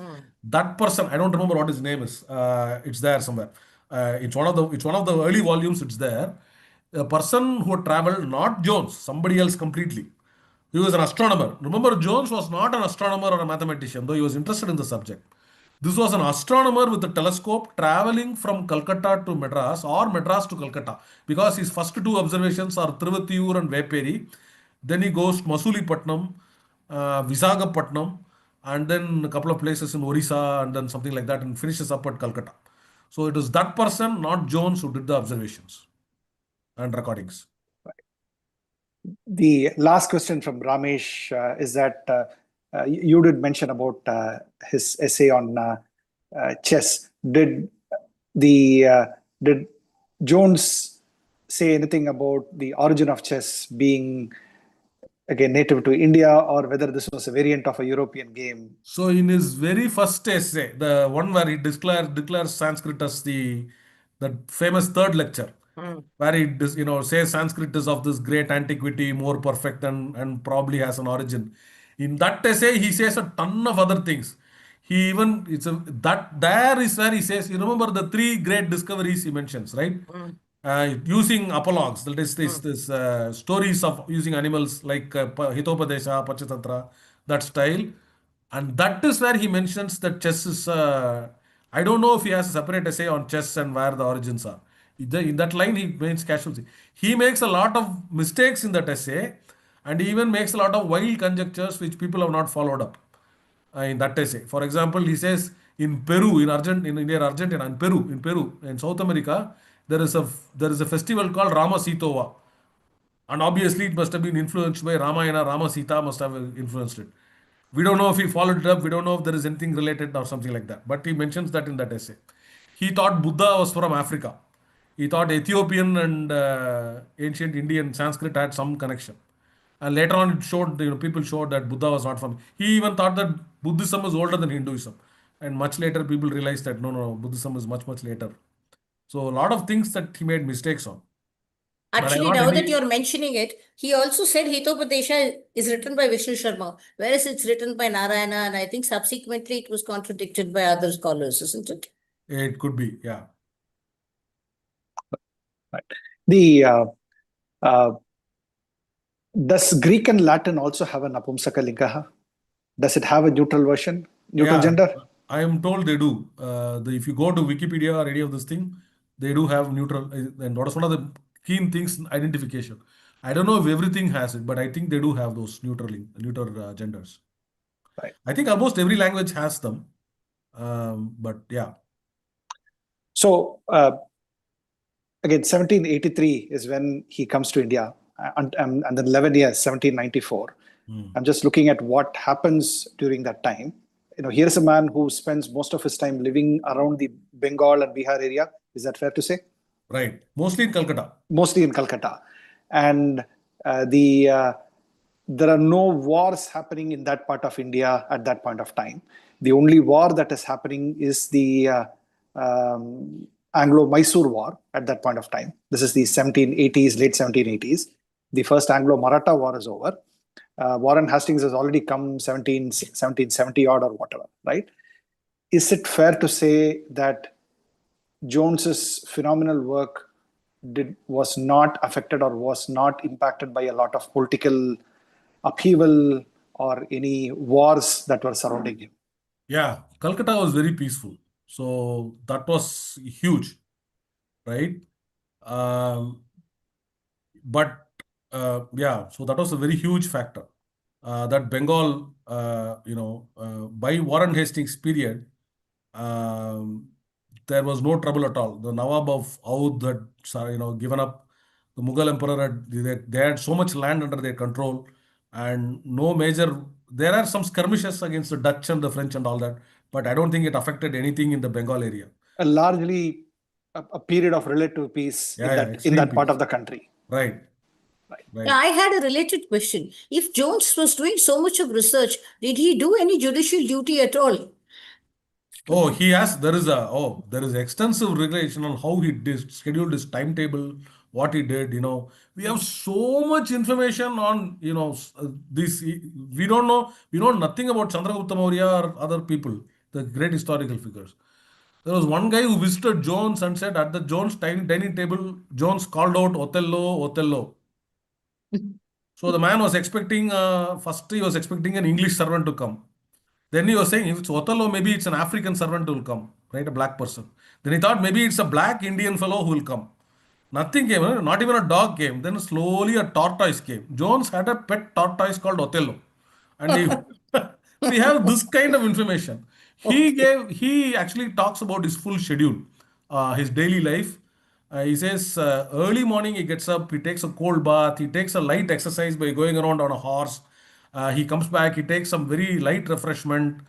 He studies, his Arabic teacher teaches him something, his Persian teacher teaches him something before Sanskrit, right? He had an Arabic and Persian teacher or a Bengali teacher or something like that. He was listening to them. Then he says the court starts. Then all the wakils and the advocates come and then they study and then they go on until 3 o'clock. At 3 o'clock, I dine, right? They take dinner at 3 o'clock in the afternoon. And then they had 3 o'clock in the afternoon dinner. Can you imagine? And they dine and then they had tea. And then he says, if we can, we listen to the nightingales. We listen to the bulbuls. You can see why these people, all kinds of stuff he talks about the whole day, how we pass the day. Detailed, and we go to rest at not later than 10 p.m.